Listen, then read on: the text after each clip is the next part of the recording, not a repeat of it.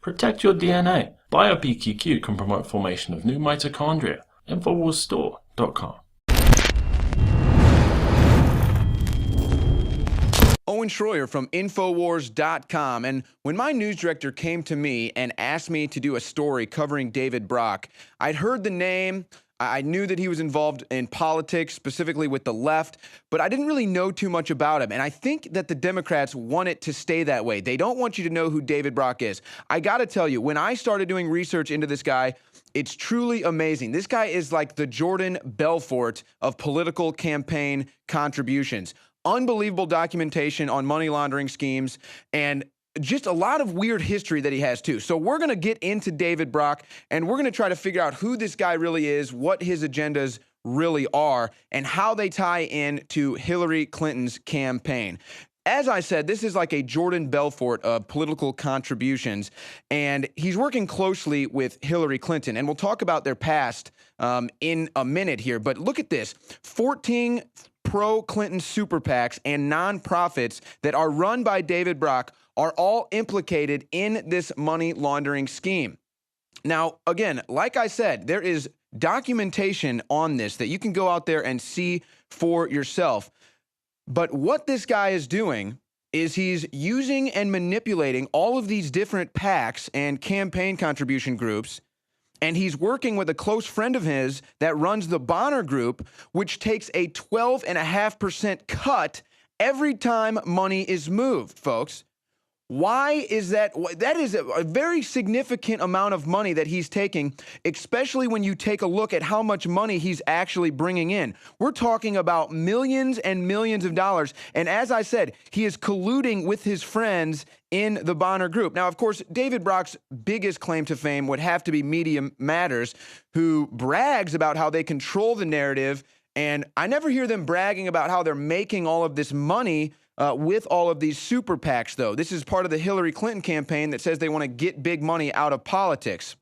But here we go.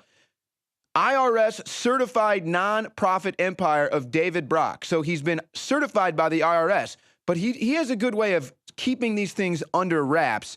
And it's amazing, though. There has been no investigation by the Department of Justice. There has been no investigation by the IRS. And there has been no investigation by the media. Okay, and we have example on top of example, case after case, proof after proof that David Brock is at the very least guilty of collusion. Now, as I said, this guy is operating nearly a dozen super PACs that are all closely tied in to the Clinton campaign. And what he does is he keeps the Bonner Group as an unregistered professional solicitor. That way, since it's unregistered and not registered, he doesn't have to divulge who is paying these payments out. He does not have to tell you who is giving him all of this money. So he keeps his clients hidden. Why does he want to keep his clients hidden? Media Matters for America, David Brock's group, raised over $10 million, and the Bonner Group was credited for raising those funds and paid a $1.1 million commission by Media Matters, folks.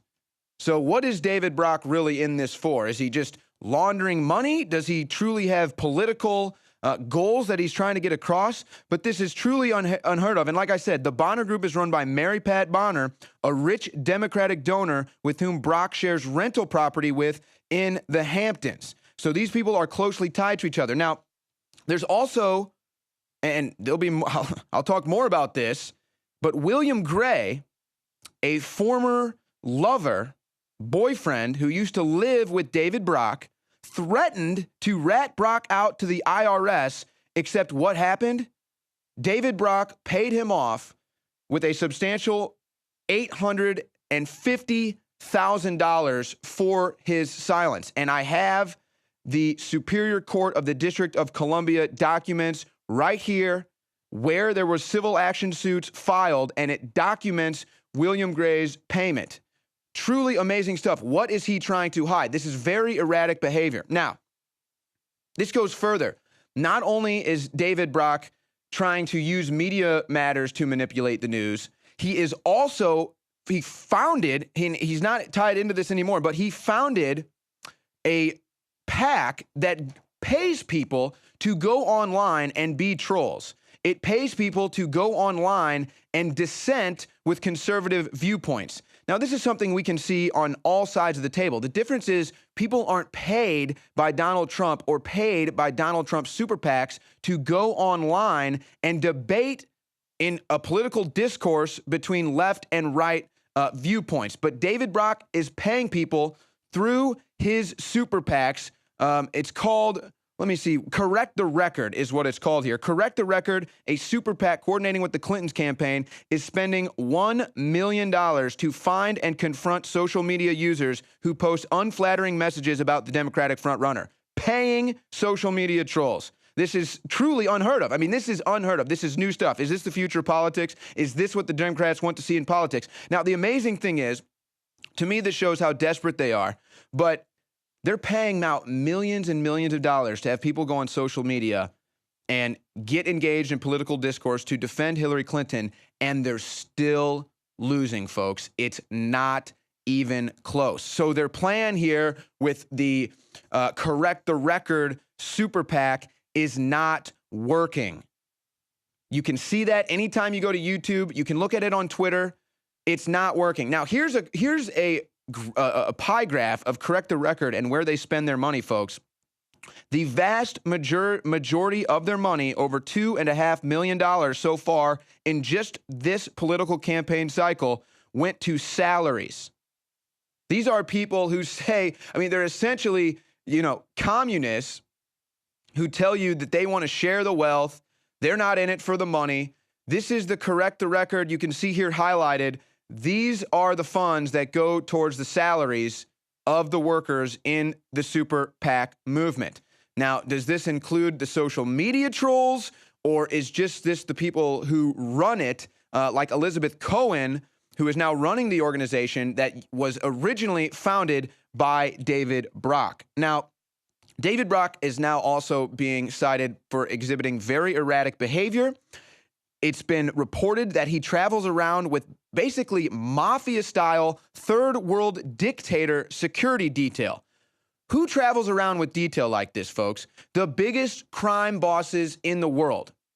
People who steal millions of dollars, or political people like Hillary Clinton, who were told, they need the protection because they're involved in politics.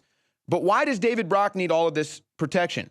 Why do people come out and make reports talking about how he's worried that snipers are going to snipe him when he's on the roof of his apartment? It is truly unbelievable. Now, you can go back and you can look at David Brock's history. He can be tied to the firing of Don Imus back in 2007 with the co-op he ran with Media Matters.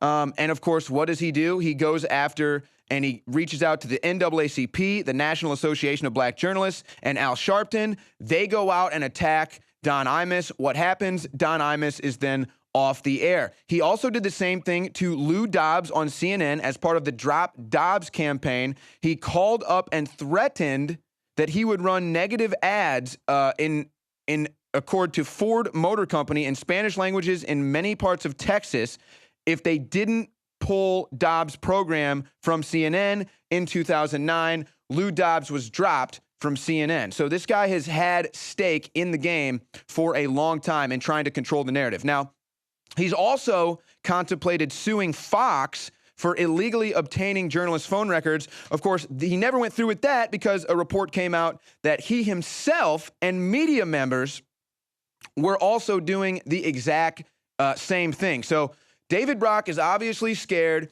He doesn't want people hacking into his phones. He doesn't want people to shoot him. He's so nervous about snipers getting him on his roof. And why? Because he's tied into the Clinton campaign and he's laundering millions of dollars, folks. If this is true, if 12.5% of all contributions are going to the Bonner Group, and you can see how he twists this and this money just goes back and forth before all of these people, you'll see how he's laundering money. Folks, he's also an author. Now, it's strange. This is a strange history. He came up bashing the Clintons. He could also be tied to the eventual impeachment of Bill Clinton. And then all of a sudden, he is against the right wings, and he's a liberal. So that is going to do it for tonight's Nightly News. Thanks to everybody who tuned in. Be sure to tune in tomorrow night at 7 p.m. Central, where we will be doing follow-up reports on David Brock and the money laundering scheme that they're trying to hide.